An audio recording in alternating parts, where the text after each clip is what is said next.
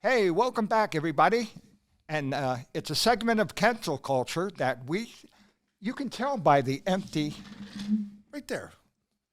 you can tell by the empty, why is it all empty? You can tell by the empty shelves that it's once again time for Grab Bag Mini Movie Review. And Yes. ladies and gentlemen, here's John Kensil. I'm the legendary Wid, and what we do is we take out a bag filled with VHSs and DVDs, and we pick out one, and we give you our critique of that movie. And here it is, John. No, you can do it. Wait, you can do like you always do when you slam the bag on the table and I go like this. Hey, Wid. I like to slam the bag on the table because it has some meaning, okay? Right over here. Hey, our bag this week is a ShopRite bag. If you, if you, Nothing but class on this show. I could have gotten, I could have gotten a Whole Foods bag, but I can't afford it. Okay? Yes. Whole paycheck is more like Yes. it. But ladies and gentlemen, John will go first, and we will pick a movie out of the Grab Bag Mini Movie Review bag. There we go. ShopRite. Okay. All right. Oh, look, a Larry Fine wig. Nope. I will pick a movie out. You should be fine, John. Okay. Right here. Oh, look at this here. Halloween. Halloween, ladies and gentlemen. The John Carpenter this is the original one. This is the original one, and it was written right down the street in Haddonfield, New Jersey. Yes. It was supposed to take place, and then they changed to Haddonfield, Illinois. But when you watch the movie, you see palm trees in the back because they filmed it in Pasadena, California. The woman screamer, she was from the area here. Yeah. She was his writing partner, and she went to heaven a couple years ago. But this is the movie that started it all with not like 78, I think it came out. Scary movie with the unkillable killer, cheesy synthesized soundtrack. Dun, dun, dun, dun, dun, dun, dun, dun, how the theme went, very cool.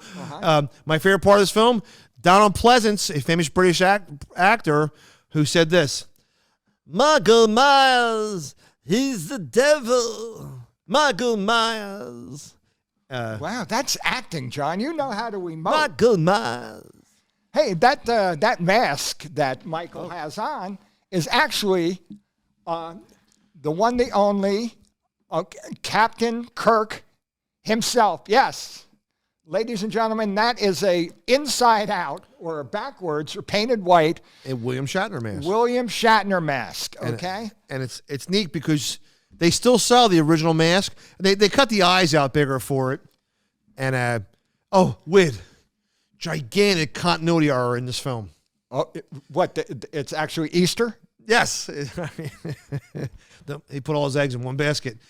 Michael Myers is cracked up. But he, in the end of this film, Halloween 1, when he fires the gun at Michael Myers and knocks him off the balcony, Right. fires 6 shots. Oh. In the second one that picks up right after this movie ends, he only fires 5.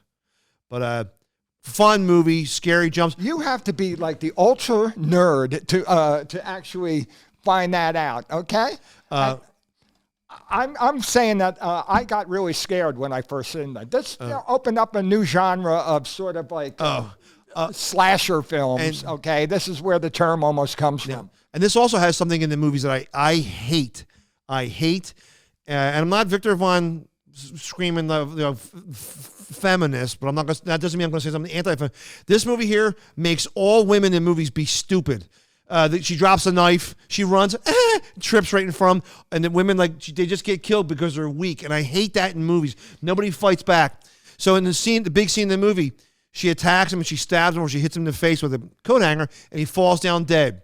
She stands up and she drops the knife and walks to a little girl there, like leaving him open to jump up, and then he sits up like this. Of course he does, and the red herring. Yeah, but I hate that when it portrays women as stupid. Oh, here, let me throw this gun away. That far away. He's dead. And then, of course, he jumps up. Well, they could have portrayed women as witches, okay, because it was Halloween. And Yeah, I find that a little bit disturbing, but that's so people in the movie, they make people seem stupid in the movie, can yell up at the screen and go, "You better not go in there, honey." Well, my dad, we just talked about it on the last podcast, who was 89 years old. 89 years old. His favorite movie of all time? Care Bears 3. His second favorite movie. What is his second favorite movie? He loved Halloween 2. Did he really? Yeah, and that starts off with they take over to the hospital, and Michael Myers comes to the hospital and starts killing everybody. But that starts off with the Cordettes. Bum bum bum bum bum bum bum bum bum bum bum bum bum. Mr. Sandman. And that song, "Bring Me a Dream."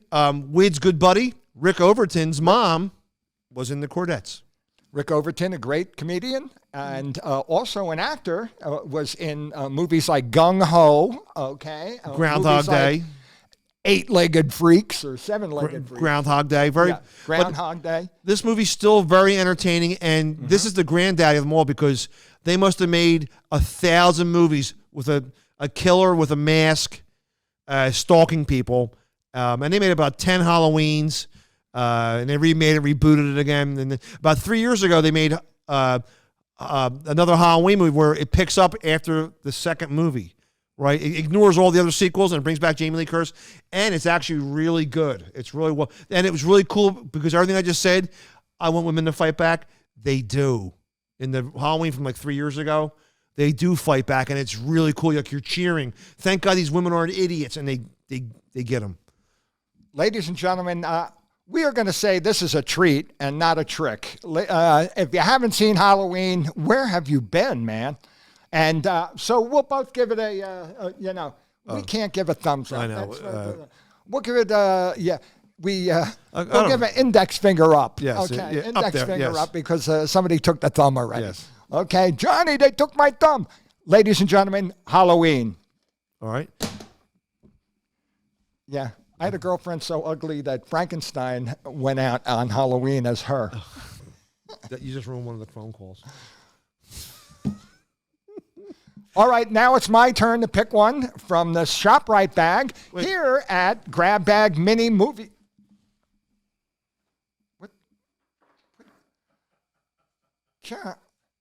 What are these, John? Oh, that's my grandmother's drawers. I'm taking them to the Wayne Newton concert. We can't use that. This is a kid. It's a boat cover, a shrimp boat. And the movie I'm picking is Young Guns. Okay? Young Guns. They tried to make this into like a new Rat Pack, okay? Using all the different actors, okay, from maybe the Brat Pack. The Brat Pack. The late 80s, Okay. early 90s. Emilio Estevez, okay, Keith Sutherland, Lou Diamond Phillips, Charlie Sheen. and two names that I never even heard of, okay? But they were maybe you've heard of them.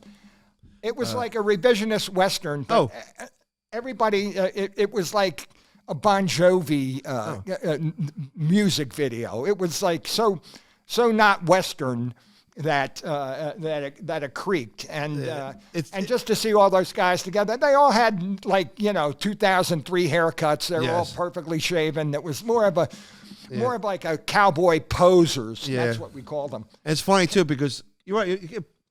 It was like MTV's Western, and it's funny.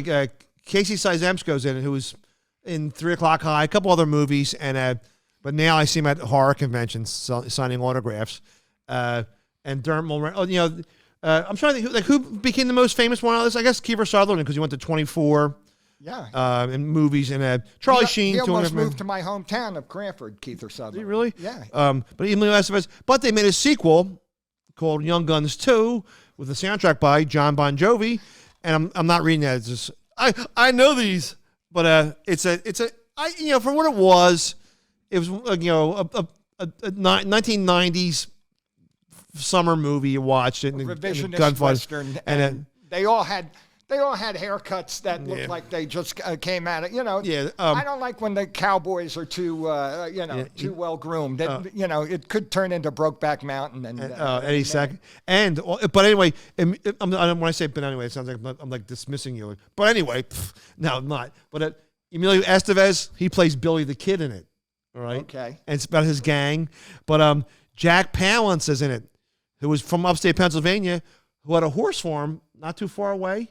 He also had playing Cowboy, but Jack Palance was like, Ripley's Academy Award-winning Jack Palance. Ripley's, believe it or not, right? And he had that gruesome look on his face because he was wounded in the war or burned up or something. And he looked like a ghoul. His face looks like he's out of wax. But they made a sequel, Young Guns 2. I just read on the trades. That's what those in the know call it. Emilio Estevez is working on Young Guns 3. Wow. 33 years later. Ladies and gentlemen, I saw it, and it was too homogenized for me. I'm an old Western fan. I'm sorry. I find the Westerns that are, made a little bit earlier, they're closer to the genuine article. I think that we've lost a little bit of the Western sort of mythology over the years, and I think that this one is, this one, it wasn't my cup of tea.